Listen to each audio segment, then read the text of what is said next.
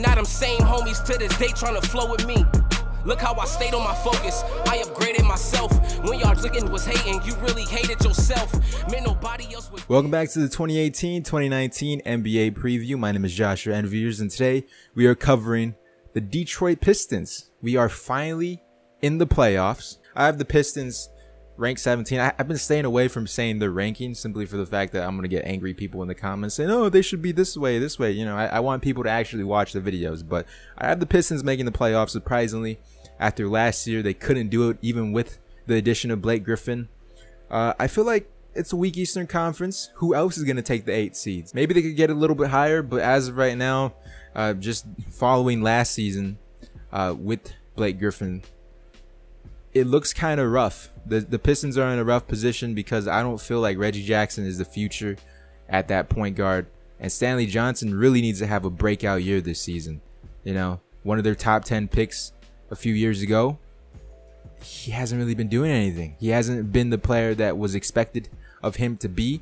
So let's see if he could break out this season and score more than 10 points. Hopefully. Stanley Johnson, he needs a big year this upcoming season. Stan Van Gundy's out. Dwayne Casey's in. Coach of the year of the Toronto Raptors.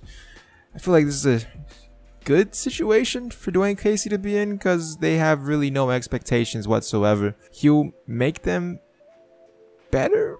I don't know. Is Dwayne Casey a good coach? I remember I used to have Raptor friends that were Raptor fans rather. They always said fire Dwayne Casey. They've been saying that for like the past 4 years ago, back when they were my friends. I don't know. I think this is a perfect situation for him to be, like I said, really no expectations for this Pistons squad. They got Zaza Pachulia as the backup center. Chris McCullough, he really hasn't panned out to be a player that, you know, was expected to be. Jose Calderon and Glenn Robinson, not amazing pickups, but I guess solid. They didn't really lose anybody either. James Ennis probably their best loss in free agency. They drafted Kyrie Thomas and Bruce Brown. Let's take a look at the projected rotation. I have Andre Drummond, Blake Griffin, Stanley Johnson, Reggie Bullock getting a starting job. I mean, I guess they need shooters.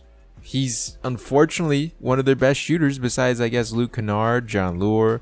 But for spacing purposes, it makes sense. Probably by the end of the season, Luke Kennard will most likely get the starting job. And Reggie Jackson at point. Key bench guys Zaza, Lure, Robinson, Kennard, and Ish Smith. Okay roster. In the Eastern Conference, this will do perfectly just fine. Realistically, I hope they outperform their no expectations. And I'm probably the only person saying they have no expectations because I'm assuming management wants them to make playoffs. The fans want them to make playoffs. But as a non-Detroit Pistons fan, I feel like you shouldn't say the Pistons are going to be one of the best teams in the NBA. I've made multiple mistakes, like 2 years in a row talking about the Pistons. Because one year I had them super low. Fans got after me saying, oh, they're going to be good. They're going to be good. They made the 8 seed that year.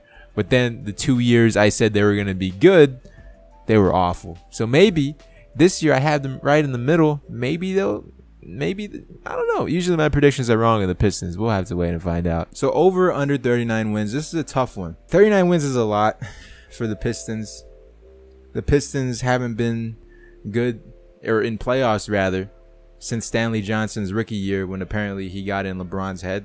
You know, there was a whole thing with that saying, oh, he got LeBron.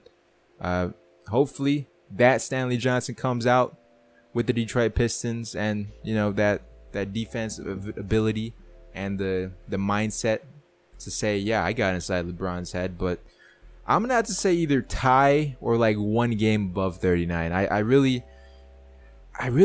don't see this Pistons team being anything special unless they make a trade down the line. But it's just a decent team, a better than average team that doesn't seem to be doing anything because of Stan Van Gundy. Thank you for watching the video. Leave a like, share it up, subscribe, check out some of these other videos on screen, etc., etc. You guys know the whole deal. I work super hard on these videos, so I would love it for you to share it up with your friends, family, your pet dog.